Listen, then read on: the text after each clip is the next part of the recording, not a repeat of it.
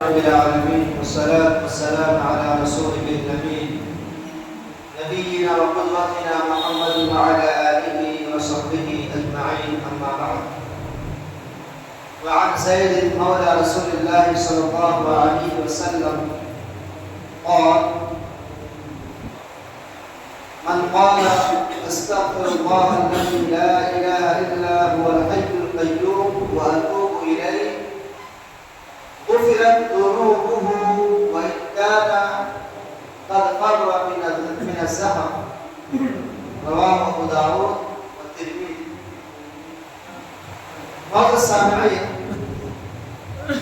کچھ دعائیں ایسی ہوتی ہیں جو بہت ہی پاورفل اور طاقتور ہوتی ہیں. انہی میں سے ایک دعا جو ابھی آپ کے سامنے پیش کی گئی، اللہ کے نبی صلی اللہ علیہ وسلم کے غلام حضرت زید رضی اللہ عنہ کہتے ہیں کہ پیارے نبی صلی اللہ علیہ وسلم نے ارشاد فرمایا کہ جو آدمی یہ کہے استغفر اللہ، میں اللہ تبارک و تعالی سے بخشش طلب کرتا ہوں، استغفار کرتا ہوں، الذی لا الہ الا ہو، جس کے علاوہ کوئی سچا معبود نہیں، الحی القیوم، جو ہمیشہ سے زندہ رہنے والا ہے اور ساری کائنات کو قائم رکھنے والا، تھامے رکھنے والا، واتوب الیہ، اسی ذات کی طرف میں توبہ استغفار کرتا ہوں، اسی ذات کی جانب میں رجوع کرتا ہوں. وقت سامنے اس حدیث میں اگر ہم غور کرتے ہیں کہ آخر یہ وہ حدیث ہے جس کے تعلق سے اللہ کے نبی صلی اللہ علیہ وسلم نے ارشاد فرمایا کہ اگر کوئی اس دعا کا اہتمام کرتا ہے، اس دعا کو پڑھتا ہے، اس دعا کے ذریعے استغفار طلب کرتا ہے، اگر وہ جنگ سے بھاگ گیا ہو پھر بھی اللہ تبارک و تعالیٰ اس کے گناہوں کو بخش دے. آپ کو معلوم ہونا چاہیے کہ جنگ سے بھاگنا یہ بڑے گناہوں میں سے اور انسان کو ہلاک کرنے والے گناہ میں سے، کیونکہ جنگ کے میدان میں اگر ایک بھاگے تو نتیجے میں اس کے پیچھے دوسرے کی ہمت پست ہو جائے گی، وہ لوگ بھی بھاگنے لگیں گے. اس طرح جیتی ہوئی جنگ وہ ہار میں تبدیل ہو سکتی ہے. اس لیے اللہ کے نبی صلی اللہ علیہ وسلم نے کہا کہ جنگ کے میدان سے بھاگنے والا اس کا گناہ کیا ہے؟ کبیرہ گناہ.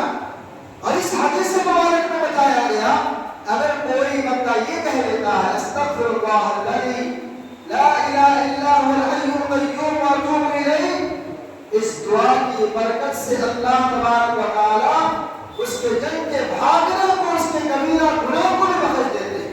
اللہ، اس حدیث سے معلوم ہوا، اللہ کے نبی علیہ السلام نے بتایا کہ اس حدیث کے ذریعے سے، اس دعا کے ذریعے سے انسان کے صغائر کے ساتھ ساتھ، چھوٹے گناہوں کے ساتھ ساتھ بڑے گناہ بھی بخش دیے جائیں. اہل علم اس کی تشریح میں لکھتے ہیں کہ اگر کوئی بندہ کئی ایک بڑے گناہوں کا مرتکب ہو اور دوسرے گناہوں سے وہ توبہ کر چکا ہو اور پھر وہ اس بڑے گناہ کا مرتکب ہو جائے، جنگ سے بھاگ جائے اور اس دعا کو پڑھ لیتا ہے صدق دل کے ساتھ، تو اللہ تبارک و تعالیٰ اس کے گناہوں کو بخش دے. ہمارے سامنے ایک بہت ہی عظیم دعا ہے اور کیوں نہ ہو اس میں اگر ہم اور فکر کرتے ہیں تو کئی باتیں سامنے آتی ہیں.